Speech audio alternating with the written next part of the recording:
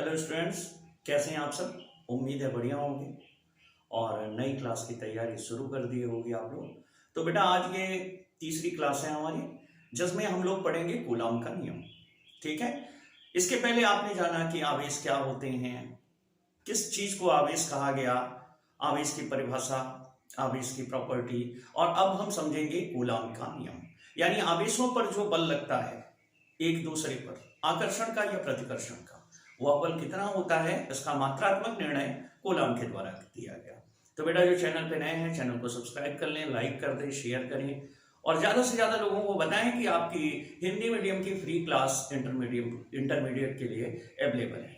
तो आइए समझते हैं कूलॉम का नियम। कूलॉम ने बताया कि दो स्थिर बिंदु आवेशों के मध्य लगने वाला आकर्षण अथवा प्रतिकर्षण बल दोनों आवेशों की मात्राओं के गुणनफल के समानुपाती व बीच की दूरी के वर्ग के व्युत्क्रमानुपाती होता है तथा दोनों आवेशों को मिलाने वाली रेखा के अनुदिश होता है। इसका मतलब ये है कि सबसे पहले तो ये पता चल गया कि बल का जो कारण है वो कारण आवेश है, जो एक पदार्थ से दूसरे पदार्थ में जाता है और जो प्रत्येक परमाणु में बल आवेश संतुलित होता है, उसका संतुलन बिगड़ जाता है। अब बल, कितना बल लग रहा है, इसका कारण तो आवेश है। अब इसको कैसे निकालें, कैसे पता करें, तो इसके लिए कूलॉम ने आवेश को ही मात्रक मान लिया, इकाई यूनिट मान ली। अब उसी यूनिट के हिसाब से निकालते हैं। अब यहां पर मान लो दो बिंदु आवेश हैं हमारे पास, एक है Q1 और दूसरा है Q2 plus Q2 plus Q1। तो ये एक दूसरे को रिपल करेंगे, एक दूसरे को प्रतिकर्षित करेंगे और इनको अगर ऐसे मिला दिया जाए और बीच की डिस्टेंस अगर ये r हो, ठीक है, तो कूलॉम के नियम के हिसाब से इन पे जो फोर्स अप्लाई होगा, अब यहां पे अगर थ्योरी लिखते हैं तो यहां लिखते हैं कि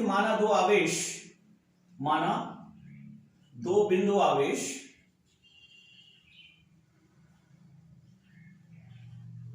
Q1 व Q2 प्लस Q1 व प्लस Q2 एक दूसरे से r दूरी पर रखे हैं।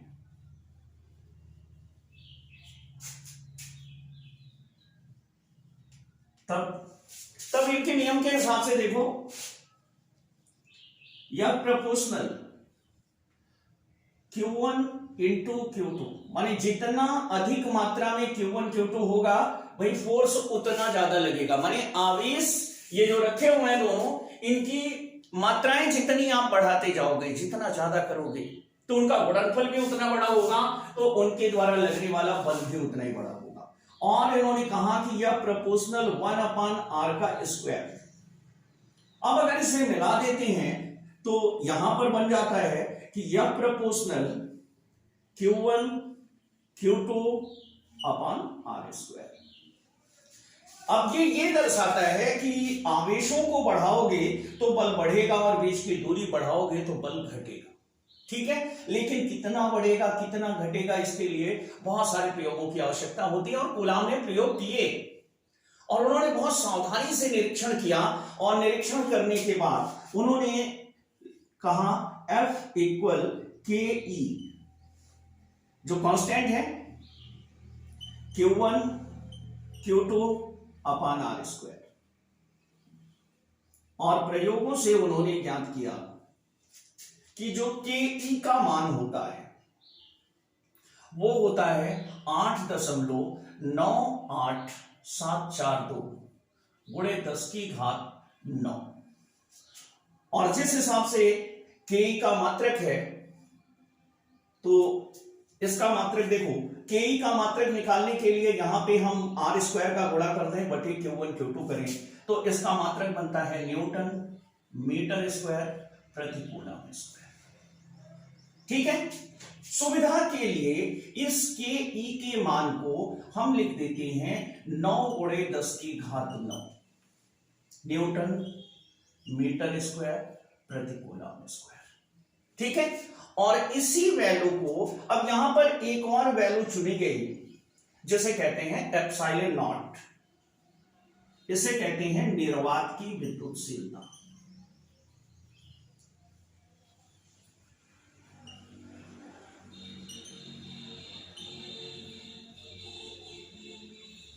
और 4 पाई इसमें गुणा किया गया, इसको एक पूर्ण संख्या में बदलने के लिए, तो के ई का जो प्रारूप है वो है 1/4πε0 और इसकी वैल्यू होती है 9 × 10⁹ न्यूटन मीटर स्क्वायर प्रति कूलम स्क्वायर।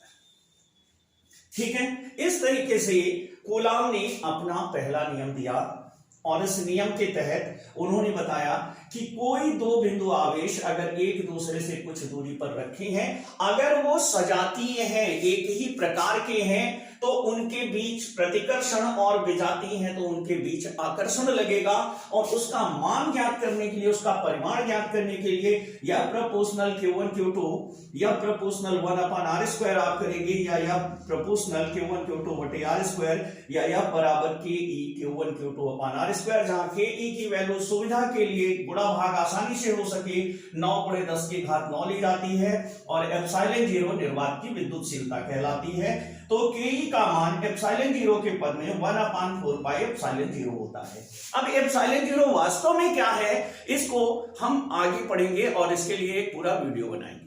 ठीक है, इस तरीके से कूलम का नियम जो निकल कर आता है वो होता है 1/4πε0 Q1 Q2/r² न्यूटन। ये हमारा कूलम का नियम है। अगर आपको पूछा जाता है तो आप पूरी तरह से इतना अगर आप लिख देते हैं तो आपको पूरा का पूरा नंबर मिलेगा। ठीक है, अब आइए यहां पे कुछ मात्रक और विमाएं देख लेते हैं जो इनसे रिलेटेड है। अब आते हैं आवेश के मात्रक पर। आवेश का मात्रक क्या होता है? तो आवेश के मात्रक को कूलम माना गया। आवेश का मात्रक कूलम होता है। अब कूलम क्या है, इसे हमें जानना पड़ेगा कि भैया एक कूलम कितना होता है। भाई यूनिट होनी चाहिए ना, जैसे 1 किलोग्राम कितना होता है तो 1 वाट होता है, 1 मीटर कितना होता है तो एक लंबाई होती है विशेष, जिसको हमने 1 मीटर माना है। तो अब भैया आवेश का मात्रक कूलम है, चलो ठीक है मान लिया, लेकिन एक कूलम कहते किसको है? तो कूलम जो बनेगा, कूलम की परिभाषा न्यूटन के बल से निकालते हैं। कूलम क्या है? अब देखो, न्यूटन का फॉर्मूला आया 1/4πε0 या बराबर Q1 Q2/r²। यदि Q1 बराबर Q2 बराबर 1 कूलम, तब और R बराबर 1 मीटर, तब इस दशा में होगा यह बराबर 1/4πε0, मतलब इसको लिख सकते हैं हम 9 × 10⁹ × 1 का वर्ग बराबर आता है 9 × 10⁹ न्यूटन। ठीक है, तो इस तरीके से हम कह सकते हैं कि एक कूलम वह आवेश है जो अपने से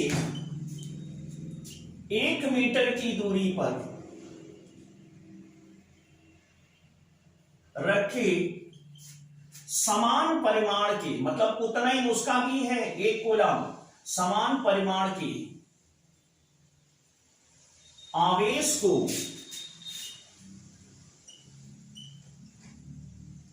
नौ गुणे 10⁹ न्यूटन के बल से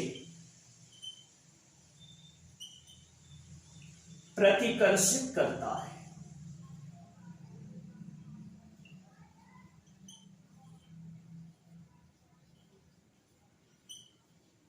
ठीक है, अब यहां पे कूलम की परिभाषा निकल कर आ गई कि भैया एक कूलम कितना होता है।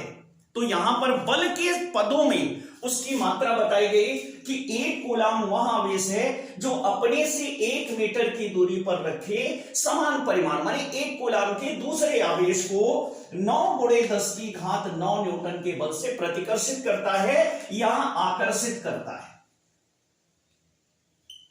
अब समान परिमाण है, समान प्रकृति है, दोनों पॉजिटिव है तो प्रतिकर्षित करेगा, अथवा विपरीत प्रकृति है, एक पॉजिटिव है एक नेगेटिव है तो आकर्षित करता है। प्रतिकर्षित अथवा आकर्षित करता है, ऐसा भी लिख सकते हैं, प्रतिकर्षित अथवा आकर्षित करता है।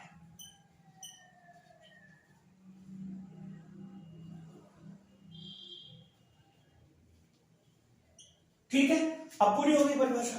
तो एक कूलाम आवेश कितने को माना जाता है कि दो एक एक कूलाम के गोले रख दिए जाएं, एक बिंदु आवेश रख दिया जाए और एक पिंड, एक गोला, एक आवेश दूसरे आवेश को 9×10⁻⁹ न्यूटन के बल से अगर प्रतिकर्षित कर रहा है या आकर्षित कर रहा है, दूसरा वाला पहले वाले को, पहले वाला दूसरे वाले को, तो उस दशा में, और उनके बीच की दूरी 1 मीटर है, तो हम कह सकते हैं कि दोनों पदार्थों पर आवेशों की जो मात्राएं हैं वो कितनी होगी, 1 कूलाम। इस तरीके से बेटा कोई भी मात्रक ऐसा नहीं कि प्रकृति ने हमारे साथ पैदा किया है, सब कुछ यही हमने माना है एक दूसरे को समझाने के लिए।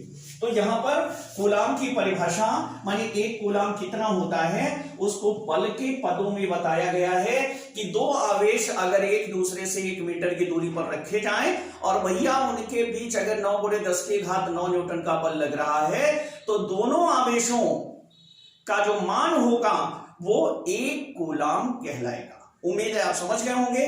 तो आइए आगे समझते हैं एप्सिलॉन जीरो को। तो एप्सिलॉन जीरो का मान निकालने के लिए हम जानते हैं कि 1/4 एप्सिलॉन नॉट, 1/4 एप्सिलॉन नॉट जैसे निर्वात की विद्युतशीलता कहते हैं, इसका कुल मान होता है 9×10⁹ जो लगभग में लिया गया है। ठीक है, इतना न्यूटन। ठीक है, मीटर स्क्वायर प्रति कूलाम स्क्वायर। ठीक है, अब इस वैल्यू को जब हम चेंज करते हैं तो यहां पे होता है, अगर इसका क्रॉस मल्टीप्लिकेशन हो तो ये होगा 1। अब देखिए epsilon zero equal 1/4 into 3.14 into pi की वैल्यू हो गई 9 इंटू 10⁻9 कूलाम स्क्वायर प्रति न्यूटन इंटू मीटर स्क्वायर। ऐसा इसलिए हो रहा है कि ये वैल्यू बटे में जा रही है और एप्सिलॉन जीरो ऊपर ले जा रहे हैं। हम एप्सिलॉन जीरो को ऊपर ले गए, ये वैल्यू नीचे ले आए, तो इस तरीके से एप्सिलॉन जीरो का मान आएगा 8.85 × 10⁻⁻12 coulomb square upon newton into metre square. तो ये एप्सिलॉन जीरो की वैल्यू है और ये एप्सिलॉन जीरो का मात्रक होगा। ठीक है, अब एप्सिलॉन जीरो की अगर हम विमा निकालते हैं, एप्सिलॉन जीरो की विमा,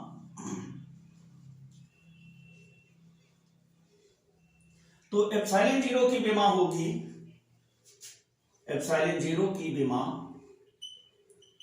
बराबर कूलाम स्क्वायर की विमा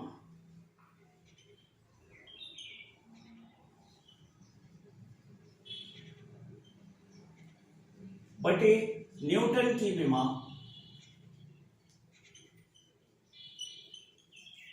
इंटू मीटर स्क्वायर की विमा।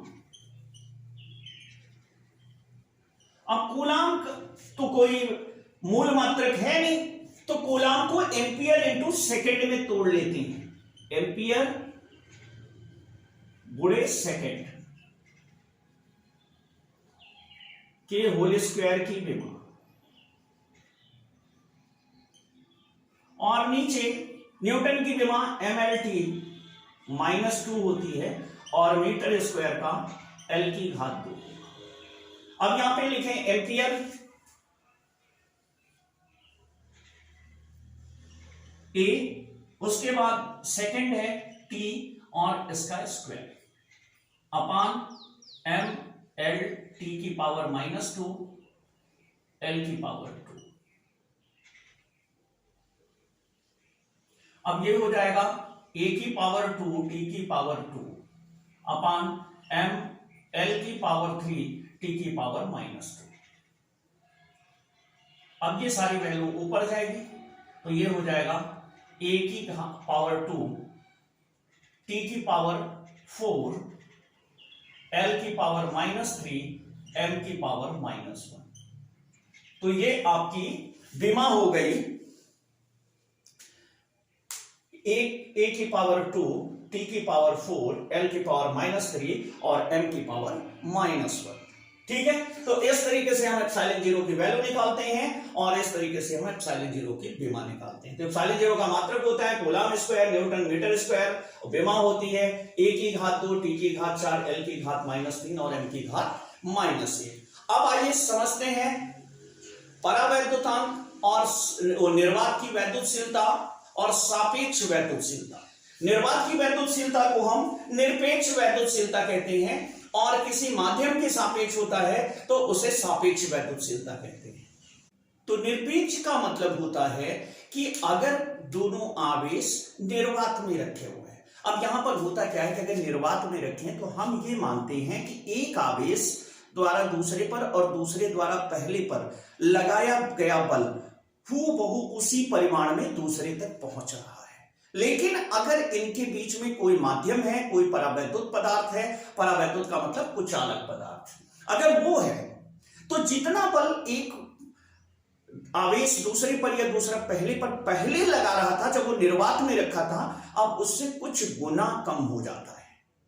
और कितने गुना कम हो रहा है इसे माध्यम का परावैद्युतांक कहते हैं। निर्वात में कितना था और उसकी तुलना में कितने गुना अब कम हो गया। जैसे देखिए, मान लीजिए दो आवेश है हमारे पास, एक यहां रखा है, एक यहां रखा है।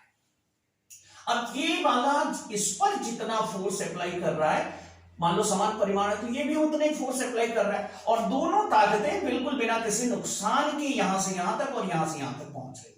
लेकिन अगर इसी चार्ज के बीच में कोई माध्यम रख दिया जाए, कोई परावैद्युत पदार्थ रख दिया जाए, तो परावैद्युत पदार्थ रख देने पर या कोई द्रव हो, ठोस हो, गैस हो, कोई भी परावैद्युत पदार्थ हो, तो अब इसके द्वारा लगने वाला जो चार्ज है, वो बल है, वो उतना नहीं पहुंच पाएगा इस तक, क्योंकि इस बल का कुछ भाग, अब परावैद्युत पदार्थ या कुचालक पदार्थ उसे कहते हैं जिसके इलेक्ट्रॉन फ्री नहीं होते, वो अपने नाभिक से बंधे होते हैं, बाहरी कोश के इलेक्ट्रॉन और इतनी ताकत से बंधे होते हैं उन्हें कोई अलग नहीं कर सकता, लेकिन खिंचाव तो बनता ही है। अब जैसे ही यहां पे आवेश रखेंगे, इनके ऋणावेश माने ये जिन परमाणुओं से ये पदार्थ बना है उसके इलेक्ट्रॉन एक तरफ खिंच जाएंगे और प्रोटॉन दूसरी तरफ, माने ऋणावेश एक तरफ इकट्ठा हो जाएगा और धनावेश दूसरी तरफ। ये इनके सभी परमाणुओं में यही घटना होती है। अब हम दो परमाणु का उदाहरण लेते हैं तो इसके सारे ऋण इधर और धन इधर, इसके बगल वाले में भी यही होगा, ऋण इधर धन इधर, और लास्ट में इसके कारण यहां पे बल लगेगा और इसका भी सेम कंडीशन यही होगा। तो इस कंडीशन में जितनी फोर्स एक से दूसरे पर पहुंचनी चाहिए वो पहुंच नहीं पाती। कुल मिलाकर ऐसे समझिए कि आप एक खाली में खड़े हुए किसी मित्र को आप ढकेल रहे, बीच में कोई नहीं है, तो आपकी पूरी ताकत उस पर लग रही है और वो पूरा विरोध आपका कर रहा है, उसकी भी ताकत आप पर लग रही है पूरी तरह से। लेकिन अगर बीच में कोई भारी सा सामान या पत्थर रखा हुआ है, अब आप अगर पत्थर के दूसरी तरफ आपका मित्र खड़ा है और मित्र के बीच आपके बीच पत्थर है और एक तरफ आप खड़े हैं, अब अगर आप मित्र को ढकेलना चाहते हैं तो आप पत्थर को ढकेलेंगे और पत्थर पर आपकी ताकत लगेगी। पत्थर को ढकेलने के बाद अगर आपकी ताकत बचती है तो मित्र तक पहुंचेगी। अब वो ताकत खाली स्थान वाली ताकत से कई गुना कम हो जाएगी। यही क्रिया यहां पर भी होती है। तो बिना माध्यम के अगर निरपेक्ष में, निरपेक्ष यानी निर्वात में,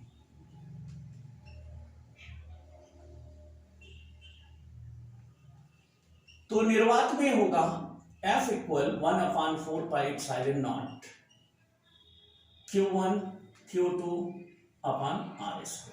ये मॉड में होगा और माध्यम में लें ये हो जाएगा F/m यानी मीडियम में 1/4 पाई मान लेते हैं, सापेक्ष जो है एप्सिलॉन है, ठीक है। यहां पे एप्सिलॉन 0 है और यहां पे एप्सिलॉन है, Q1 Q2 upon R² mod में। अब यहां पे अनुपात लेते हैं F/Fm। ये इक्वेशन फर्स्ट है, ये सेकंड है। एक को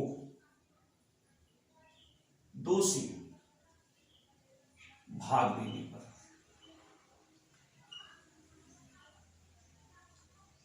अब ये हो जाएगा 1/4 pi epsilon naught Q1 Q2 upon r square mod में बटे 1/4 पाई एप्सिलॉन Q1 Q2, ये एप्सिलॉन होगा, एप्सिलॉन 0 नहीं होगा, अपन आर स्क्वायर मॉड में। तो ये सारी वैल्यू कैंसिल हो जाएगी 4 पाई से 4 पाई, तो F अपान FM बराबर हो जाएगा एप्सिलॉन अपान एप्सिलॉन 0। और इसी वैल्यू को कहते हैं कि जिसे कहते हैं माध्यम का परावैद्युतांक।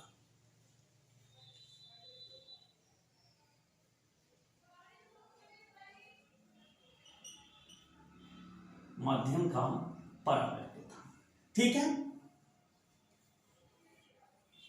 के की कोई मात्रक नहीं होता, के का कोई विमा नहीं होती क्योंकि अनुपातिक मान है, या एप्सिलॉन इक्वल एप्सिलॉन 0 के भी होता है, ठीक है। इसीलिए अगर किसी माध्यम में होता है तो वहां पे हम एप्सिलॉन 0 की जगह एप्सिलॉन 0 के लिखते हैं, और इस के का मान आपको न्यूमेरिकल करते समय दिया रहता है कि माध्यम का परावैद्युतांक कितना है, तो इसका भी हम यूज करते हैं, ठीक है। तो इस तरीके से आज हमने कूलॉम के नियम को समझा और कूलॉम के नियम में लगाए गए नियतांकों के बारे में जाना, और जाना कि सापेक्ष और निरपेक्ष अपवर्तनांक परावैद्युतांक क्या होते हैं। तो ठीक है बेटा, मिलते हैं इसी चैप्टर में नेक्स्ट वीडियो में, तब तक पढ़ते रहिए, बढ़ते रहिए।